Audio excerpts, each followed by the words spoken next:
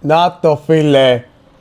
Να το κομμάτι. Έτσι πρέπει να είναι το κινεφέ. Τίγκα στο τυρί. Μαγκές, σας έχω. Κινεφέ. Έχουμε πάρει και τα ύφη.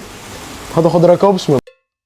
Το βάζουμε σε ένα μπολάκι. Μπόλικο λιωμένο βουτυράκι. Η συνταγή θα την έχω στην περιγραφή. Τη μισή ποσότητα από το κανταΐφι και θα την απλώσουμε στο τηγάνι μας.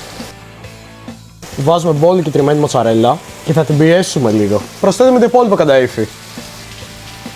Πιέζουμε ελαφρώς στις άκρες για να κλείσει, για να μην μας φύγει το τυρί. Θέλουμε να κάνει ωραία κρούστα και μετά το γυρίσουμε. Θα το κάνετε τούμπα. Με το που πάρει έτσι ωραίο χρωματάκι, σαν να έχει βγει από σολάριουμ, θα αποσύρουμε και θα βάλουμε το σιρόπι μας. Έχουμε βάλει ζαχαρίτσα και θα προσθέσουμε νεράκι. Το σιρόπι το θέλουμε πολύ καυτό για να το ρίξουμε πάνω από το κινεφέ. Άμα θες, βάζεις και ένα στη κανέλα στο σιρόπι. Απλώνουμε το καυτό σιρόπι.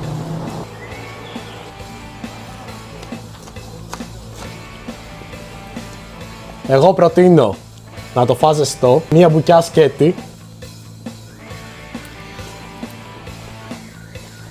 και μόλις φας μια μπουκιά σκέτη, μια μπουκιά με παγωτό. Θα κάνει τέλειο! Πολλές γεύσεις. Ωραίο. Λέγια πολλά, τα λέμε σε επόμενο.